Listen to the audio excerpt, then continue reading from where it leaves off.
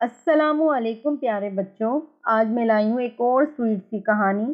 تو پلیز میری کہانی کو پوری سنیے گا اور مجھے کمنٹس میں ضرور بتائیے گا۔ ایک رات عمر و عیار اپنی چھت پر سو رہا تھا۔ اسے اپنے گرد و پیش کی کوئی خبر نہیں تھی۔ وہ ایسے سو رہا تھا جسے قیامت تک نہ اٹھے گا۔ اچانک فضا میں ایک سیاہ رنگ کا بڑا سا ہیولا نمودار ہوا اور وہ سیاہ ہیولا آہستہ آہستہ نیچے اترنے لگا، یہاں تک کہ وہ عمروں کے بالکل سر پر پہنچ گیا۔ یہ ایک بہت بڑا دیو تھا۔ اس کے سر پر دو لمبے لمبے نوکیلے اور خمدار سینگ تھے، لیکن عجیب بات یہ تھی کہ اس کی آنکھیں تھیں جو چہرے اور جسم کے مختلف حصوں پر اگی ہوئی تھیں۔ دیو کا سر گنجا تھا۔ اس نے اپنے خوفناک شعلے برساتی ہوئی آنکھوں سے عمروں کو دیکھا اور اس کی داڑھی کو کھینچتے ہوئے اسے اٹھانے کی کوشش کی، لیکن پتلی سی داڑھی ٹوٹ کر اس کے ہاتھ میں آ گئی اور عمرو چیختا چلاتا ہوا اٹھ بیٹھا۔ کس نے میری داڑھی کھینچی؟ ابھی تو میری داڑھی کو اگے ہوئے چند دن ہی ہوئے تھے۔ عمرو زور زور سے چلانے لگا۔ دیو نے غصے میں آ کر عمرو کو ایک دھپ لگائی تو وہ چارپائی سے نیچے لڑکھڑاتا ہوا دور جا گرا۔ وہ اٹھا تو اس کی نظر دیو پر پڑی۔ اتنے ہیبت ناک دیو کو دیکھ کر عمرو کی گھگھی بن گئی۔ بیٹھو بھائی دیو، تم کون ہو؟ عمرو نے ہکلاتے ہوئے پوچھا۔ میں آسمانی محل کا دیو ہوں اور تمہیں اپنے ساتھ آسمانی محل میں لے جانے کے لیے آیا ہوں، دیو نے غرا کر کہا۔ دیو بھائی تم کتنے اچھے ہو، شاید تم مجھے آسمانی محل کی سیر کرانا چاہتے ہو، میں تمہارے ساتھ ضرور جاؤں گا۔ ہائے میرے اللہ، کتنا خوبصورت ہوگا آسمانی محل، میں وہاں مٹک مٹک کر سیر کروں گا، وہاں کے سب دیو میرے قدموں میں بچ جائیں گے۔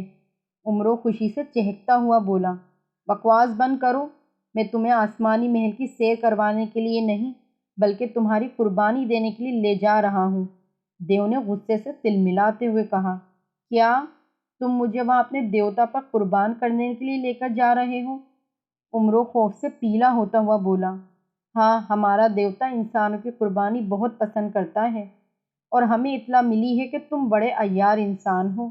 دیو نے دانت نکالتے ہوئے کہا، ارے بھائی تمہیں کوئی غلط فہمی ہوئی ہے، میں عیار نہیں ہوں، مجھے کیا معلوم یہ عیاری کیا ہوتی ہے، میں تو ایک معمولی سا انسان ہوں اور لکڑہارا ہوں۔ عمرو نے بات بناتے ہوئے کہا، تم بکواس کر رہے ہو، ہمارے قاصد نے ہمیں کبھی کوئی غلط اطلاع نہیں دی۔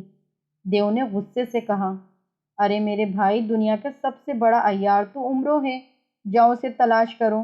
عمرو نے جان چھڑانے کے لیے کہا، تو تم کیا عمرو عیار نہیں ہو؟ دیو نے حیرت سے پوچھا، کیا تم نے عمرو عمرو لگا رکھی ہے؟ ایک دفعہ کہہ دو دیا میں عمرو نہیں ہوں۔ عمرو نے تھوڑے غصے میں آ کر کہا، تم مجھے عیاری سے بہکا نہیں سکتے عمرو کے بچے، اگر تم میک اپ میں بھی ہوتے نا تو میں تمہیں پہچان لیتا۔ اب تم میرے ساتھ آسمانی محل میں جانے کے لیے تیار ہو جاؤ۔ یہ کہتے ہوئے دیو نے عمرو کو ٹانگوں سے پکڑ لیا۔ عمرو نے اس کے ہاتھوں سے نکلنے کی بہت کوشش کی، لیکن دیو کے ہاتھ کسی شکنجے سے کم نہیں تھے۔ اس نے عمرو کو اتنے زور سے پکڑا تھا کہ عمرو کو اپنی ٹانگوں میں سے جان نکلتی ہوئی محسوس ہو رہی تھی۔ چوہے کی اولاد، کیوں مجھے لنگڑا کرنے پر تلے ہو؟ میری ٹانگیں چھوڑ دو ورنہ میں تمہارے تربوز جیسا سر پھوڑ دوں گا، عمرو نے چیختے ہوئے کہا۔ لیکن دیو پر کوئی اثر نہیں ہوا اور وہ عمرو کو ہوا میں لے کر اڑنے لگا۔ عمرو نے زور سے مکہ دیو کے سر پر مارا مگر کوئی بھی اثر نہیں ہوا۔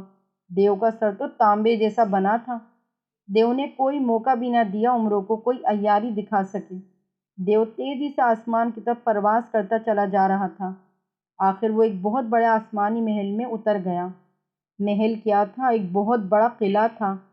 محل میں ہر طرف بڑے بڑے باغات، درخت اور پرندے موجود تھے۔ ایک طرف ایک بہت بڑی اور عالی شان عمارت کھڑی تھی۔ دیو عمرو کو لے کر اس عمارت کی طرف بڑھنے لگا۔ اسے یقین ہو گیا کہ اب یہ دیو اسے اپنے دیو پر قربان کر دے گا۔ محل کے دروازے پر دو پہرے دار پہرا دے رہے تھے۔ دیو کو دیکھتے ہی پہرے داروں نے راستہ چھوڑ دیا۔ دیو عمرو کو لے کر محل میں داخل ہو گیا۔ پھر وہ ایک بہت بڑے کمرے میں داخل ہوا۔ کمرے میں آنکھوں کو خیرہ کرنے والی روشنیاں جگمگا رہی تھیں۔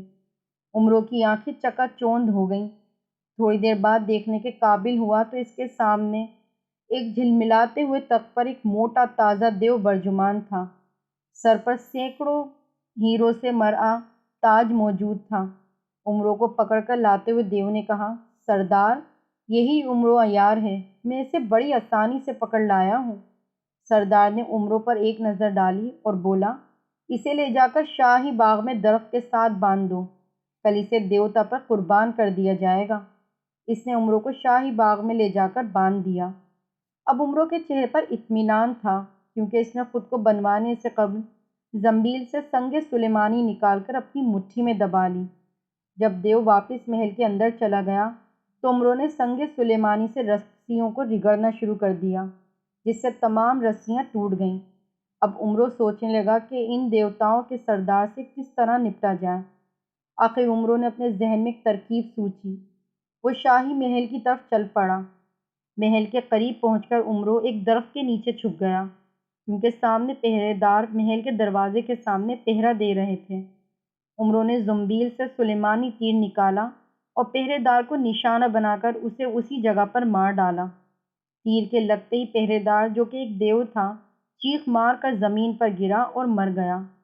दूसरा देव घबराकर अपने साथी की तरफ बढ़ा, इसका जायज़ा लेने लगा। इसी लम्हे उमरों ने ज़ुंबील से हैदरी तलवार निकाली और दरख्त की ओट से निकलकर इसकी तरफ बढ़ा। करीब पहुंचकर उमरों ने तलवार इसकी गर्दन पर रख दी। देव उमरों को देखकर हकला गया। तुम यहाँ? देव हकला कर बोला, अरे तुम्हारा साथी मेरे ही हाथों से मरा है। अगर तुम मरना नहीं चाहते तो मेरी बात का दुरुस्त दुरुस्त जवाब देना। पूछो, क्या पूछना चाहते हो?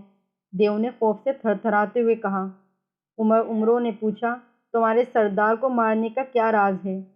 देव चंद लम्हे खामोश रहने के बाद बोला, बड़े दरवाजे के साथ ही दाएं तरफ नीचे जीने हैं, जो एक तहखाने में जाते हैं, लेकिन जीनों के दरवाजे पर एक ऐसा ताला लगा हुआ है जो किसी से नहीं खुलता। अगर तुम इस ताले को खोलकर तहखाने में चले जाओ तो तुम्हें तहखाने की छत पर एक पिंजरा लटकता हुआ नजर आएगा, जिसमें एक तोता बंद है। बस इसी तोते में सरदार की जान है। देव ने बस इतना ही बताया। उमरों ने इसकी गर्दन काट दी और आगे बढ़ा। उमरों बहुत कोशिश के बाद आखिर दरवाजे तक पहुंच गया। उमरों ने हैदरी तलवार से दरवाजे का ताला खोला और अंदर दाखिल हो गया। छत पर एक पिंजरा लटका हुआ था। उमरों ने पिंजरा उतार लिया और इसमें से तोता बंद था। उमरों ने चाकू से तोते की टांगें काट दी। इसी लम्हे सरदार चीखते हुए वहां आ गया। इसके दोनों बाजू कटे हुए थे। उमरों ने फौरन तोते की दुम भी काट दी। सरदार की टांगें भी कट गईं और वह जमीन पर ढेर हो गया। उमरों ने इसके सर का ताज उतारकर जंबील में डाला और चाकू तोते पर दिल में उतार दिया। सरदार का दिल भी पाश पाश हो गया और वो तड़प तड़प कर मर गया। इसी लम्हे एक जोरदार धमाका हुआ और हर चीज़ वहाँ से गायब हो गई। फिर एक तरफ से लंबे परों वाला जादुई घोड़ा आया और उमरों को बिठाकर हवाओं की तरफ उड़ने लगा। थोड़ी देर के बाद उमरों ज़मीन पर उतर गया और अपने घर में दाखिल हो गया। हैरत की बात यह थी कि इतना टाइम गुजरने के बाद भी यहाँ पर रात ही थी। उमरों वापस छत पर गया और बिस्तर पर सो गया। तो अगर आपको मेरी कहानी अच्छी लगी तो मुझे कमेंट्स में ज़रूर बताइएगा और मेरे चैनल को सब्सक्राइब करके बेल आइकन को प्रेस कर दिएगा।